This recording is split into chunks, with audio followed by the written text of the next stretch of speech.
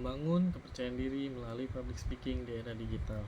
Halo, perkenalkan saya Budi Kurniawan. Selamat sore, salam sejahtera untuk kita semua. Teman-teman yang saya hormati, izinkan saya memulai dengan satu pertanyaan sederhana.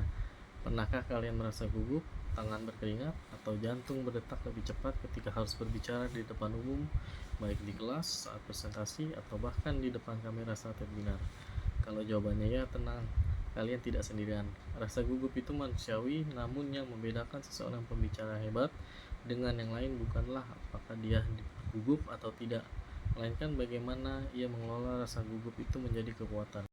Di era digital seperti sekarang, kemampuan berbicara di depan umum bukanlah sekedar soft skill tambahan. Ia adalah mata uang komunikasi modern, kunci untuk membuka peluang akademik, profesional, dan bahkan personal. Mari kita pahami dulu apa itu public speaking. Public speaking adalah seni berbicara di depan halayak dengan tujuan menyampaikan pesan yang jelas, menarik, dan meyakinkan. Sejak zaman kuno, tokoh seperti Abraham Lincoln di abad ke-19 telah membuktikan bahwa kata-kata yang disampaikan dengan percaya diri dapat menggerakkan bangsa. Namun di era digital, panggung kita tidak lagi hanya auditorium dan ruang seminar. Panggung kita kini juga adalah layar laptop, kamera smartphone, ruang webinar, podcast, dan media sosial. Artinya public speaking bukan hanya soal suara dan ekspresi, tapi juga bagaimana kita menguasai teknologi, menjaga perhatian audiens online yang mudah teralihkan, dan menyampaikan pesan dengan dukungan visual digital yang kuat. Menurut penelitian dalam jurnal Manajemen, Pariwisata dan Logistik, 88% mahasiswa menganggap public speaking sangat berpengaruh terhadap kepercayaan diri, kemampuan komunikasi mereka. Ini artinya ketika kita mengalihkan kemampuan berbicara di depan umum, kita sebenarnya sedang melatih kepercayaan diri kita, baik untuk dunia nyata maupun dunia maya. Mari kita bahas hambatan-hambatannya. Gugup, kurang persiapan, dan tantangan teknologi ada 3 hal yang paling sering kita temui, namun semuanya bisa diatasi. Gugup dapat dikendalikan dengan teknik pernapasan dan latihan kecil setiap hari. Misalnya merekam diri sendiri saat berbicara. Kurang persiapan bisa diatasi dengan memahami materi secara mendalam, bukan sedang menghafal. Sementara teknologi justru bisa menjadi sekutu kita.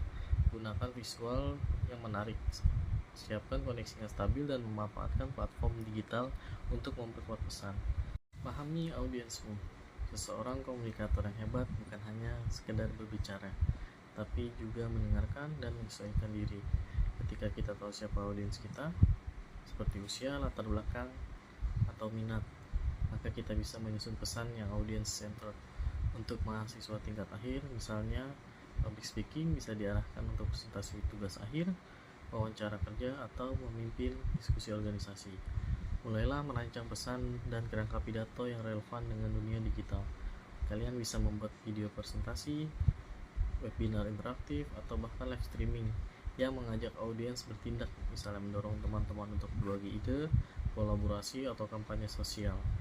Gunakan struktur sederhana, pembuka yang menarik, isi yang logis, dan penutup yang menggerakkan seperti ditunjukkan oleh survei Good State. 54% Gen Z di Indonesia memilih kursus public speaking sebagai bagian dari pengembangan diri. Ini bukti bahwa generasi kita sadar berbicara bukan sekedar mengeluarkan suara, tapi membangun pengaruh. Teman-teman, di dunia digital memberikan kita mikrofon yang lebih besar dari sebelumnya.